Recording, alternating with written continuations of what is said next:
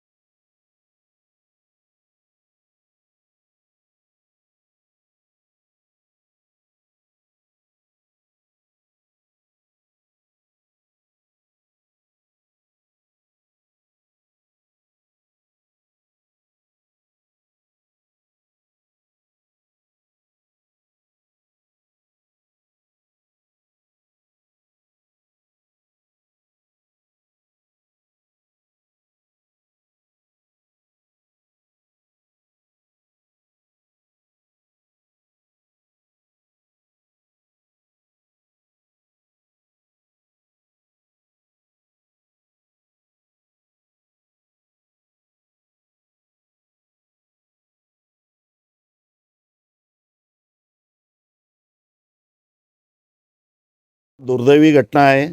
मी आज अनायसे वर्धेमध्ये असतानाच मला या घटनेची माहिती मिळाली की या ठिकाणी आग लागलेली आहे। ही घटनेची माहिती मिळाल्याबरोबर मी संबंधित अधिकाऱ्यांना फोन केला। या ठिकाणी फायर ब्रिगेडच्या गाड्या पाठवल्या आणि ही आग आटोक्यात आणण्याचा प्रयत्न केला। म्हणजे एक चांगली गोष्ट आहे की या ठिकाणी जीवितहानी झालेली नाही, पण जी आग लागली हे काही फार मोठी घटना आहे। इतक्या म्हणजे ही घटना फार सिरियस घ्यावं लागेल, कारण भंडाऱ्याचा विषय मागच्या वेळेस झालेला असताना त्या ठिकाणी जीवितहानी झाली। या ठिकाणी येऊन पाहिलं असताना फायर एक्स्टिंग्विशन जे आहे हे निकामी आहे, स्प्रिंकलर जे आहे ते सुद्धा निकामी आहे। त्या स्प्रिंकलरनी या ठिकाणी ज्यावेळेस घटना झाली त्यावेळेस काम केलेलं नाही। इलेक्ट्रिक ऑडिट झालेलं आहे की नाही याचीसुद्धा मी आता चौकशी करणार आहे। पालकमंत्री साहेब आता कुठेतरी दौऱ्यावर गेलेले असताना त्यांचासुद्धा मला फोन आला। त्यांनी सांगितलं की राजू या ठिकाणी जाऊन बघ। लगेच मी या ठिकाणी आलो। या ठिकाणी डेप्टी डायरेक्टर शंभरकर साहेबांची भेट घेतली, सिव्हिल सर्जन वाघसाहेब आहे, SDO साहेब जे आहेत त्यांचीसुद्धा भेट घेतलेली आहे। या ठिकाणचे तहसीलदारसुद्धा या ठिकाणी माझ्यासोबत आहेत।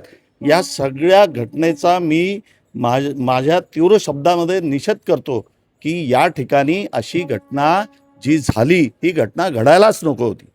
अधिकारी काय करत होते? फायर एक्स्टिंग्विशन ऑन वर्किंगमध्ये आहे की नाही हे बघायला पाहिजे होतं।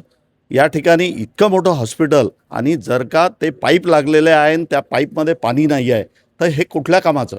म्हणून या ठिकाणी योग्य ती चौकशी करण्याचे आदेशसुद्धा पालकमंत्री साहेब या ठिकाणी देणार आहे आणि मी सुद्धा या घटनेचा या ठिकाणी अधिकाऱ्यांना जाब विचारणार। अर्थाने शासन या ठिकाणी या कामासाठी मोठ्या प्रमाणामध्ये निधी उपलब्ध करून देत असते। हे सगळं या ठिकाणी काम करत असणाऱ्या अधिकाऱ्यांचं काम आहे की जो शासनाचा निधी आहे तो पुरेपूर उपयोग होतो की नाही, उपयोगात आल्यानंतर ज्या कामासाठी तो निधी आणला गेला ते काम व्यवस्थित झालं की नाही, ते वर्किंगमध्ये आहे की नाही हे पाहण्याचं काम या ठिकाणी असणाऱ्या अधिकाऱ्यांचं आहे। आता हे सगळे विषय समोर आले की ह्याच्यामध्ये कोणाची शेकल्या जाईल हे काही सांगता येणार नाही। जोपर्यंत आता ते डॉक्युमेंट समोर येणार नाही तोपर्यंत याच्यावर काही बोलण्यात फायदा नाही।